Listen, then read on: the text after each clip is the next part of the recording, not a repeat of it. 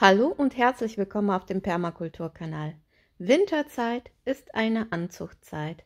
Bei mir passiert sie etwas unkonventionell.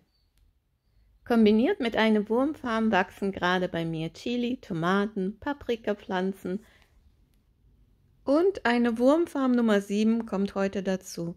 Dafür werden die Luftlöcher durchgebrannt und die Flasche wird dann anschließend mit Humus befüllt.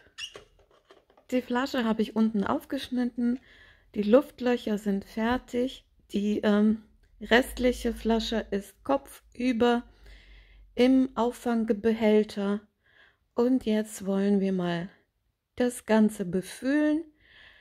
Es kommt in die Flasche der Humus aus dem Kompost, aus dem Wurmkompost. Die Würmer haben sich verkrochen, aber man kann schon die ersten sehen.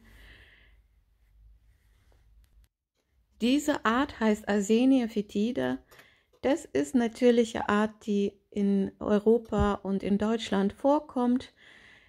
Die bewohnen auch unser Komposthaufen, also werde ich die auch nehmen. Die Bodentemperatur soll zwischen 15 und 25 Grad betragen. Ab 30 Grad wird es für die Würmer lebensbedrohlich. Also dienen die durchgebrannten Löcher einmal der Luftzufuhr und natürlich der Temperaturregulation.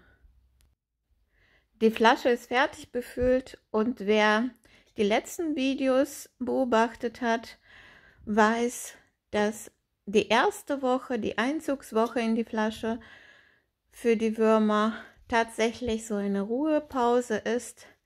Da kommt kein Bioabfall als Futter rein, sondern ein paar nasse Blätter von draußen. Und natürlich ein Töpfchen obendrauf. Wir wollen zusammen heute die Paprika einpflanzen. Das sind die Samen aus der Ernte vom letzten Jahr. Es funktioniert wirklich sehr einfach.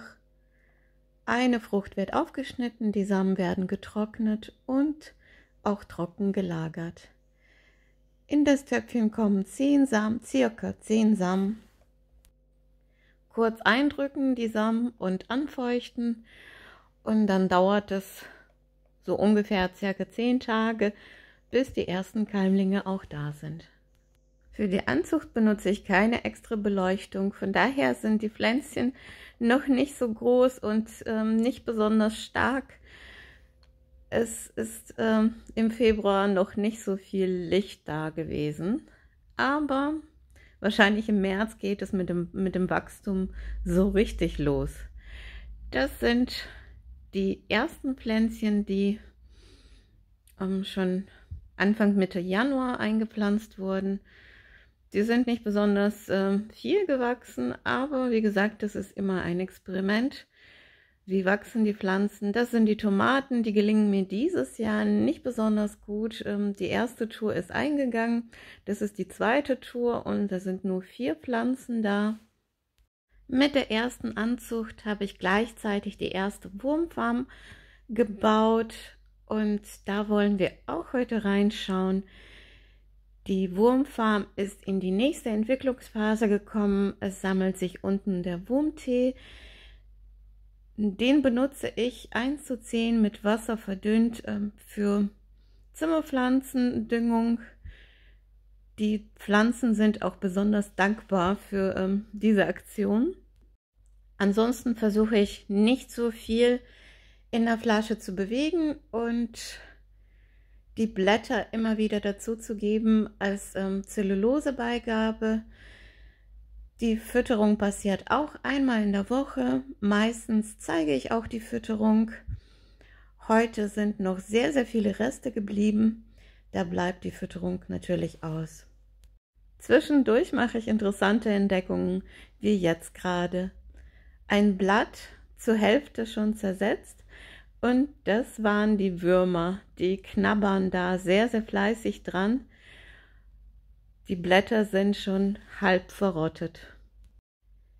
Und für heute habe ich mich entschieden, nur eine Laubschicht nochmal oben drauf zu legen. so richtig großzügig und das reicht für diese Woche. Eine weitere interessante Beobachtung machte ich auch diese Woche, und zwar die Würmer kriechen in das Töpfchen obendrauf und nutzen auch diese Erde als zusätzlichen Lebensraum. Diese Mini-Wurmfarm ist 2 Wochen alt. Da passiert gerade nicht so viel. Die Würmer haben sich eingelebt und wir bedecken zusammen das Ganze mit einer großzügigen Laubschicht. Die nächste Wurmfarm ist circa 1 Monat alt und wir erleben gerade eine Überraschung. Es haben sich ganz viele nach oben bewegt und essen gerade. Ich habe die gestört und die Würmer verkriechen natürlich sofort nach unten. Es sind die Bananenschalen, die anlocken. Die Bananenschalen sind sehr süß und da sind die Würmer besonders heiß drauf. Diese Tiere sind lichtscheu. Und zwar haben die keine Augen. Interessant, haben die am Kopfende lichtempfindliche Zellen und sobald die Sonnenstrahlen auf den Körper kommen, verkriechen die sofort in der Erde.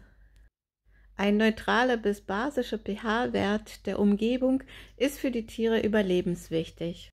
In der obersten Schicht werden die Kokons abgelegt und da halte ich jedes Mal Ausschau nach Kokons. Das ist ein Indiz, dass die Population sehr gesund und intakt ist. Nach 2 bis 3 Wochen soll aus diesem Kokon ein fertiger Kompostwurm geschlüpft sein. Und zuletzt wollen wir mal schauen, was mache ich mit der Aussaat, die 10 Tage alt ist. Ihr könnt euch erinnern, dass ich ein Töpfchen nur zur Hälfte mit Humus befüllt habe. Jetzt sind die Chili-Pflänzchen da und ich bedecke sie leicht mit Humus. Das gleiche mache ich mit meinen kläglichen Tomatenpflanzen. Mit dieser Methode versuche ich zu verhindern, dass die Stängel etwas lang werden und dann die Pflanze schwach sein wird. Außerdem bilden die Stängel dann im Humus Seitenwurzeln, das gibt der Pflanze zusätzlichen Halt. Nächste Woche pikieren wir alle Pflanzen, die dann soweit sind. Außerdem beobachten unsere Wurmfarm und gehen zum ersten Mal wieder nach draußen und schauen, wie der Permakulturgarten sich im März entwickelt. Es gibt einige interessante Entdeckungen und Überraschungen.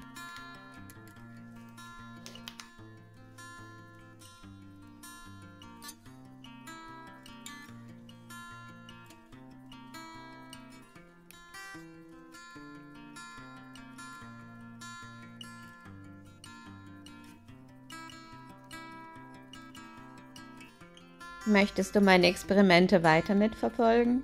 Dann abonniere gerne den Kanal. Für heute verabschiede ich mich und sage Tschüss und bis zum nächsten Video.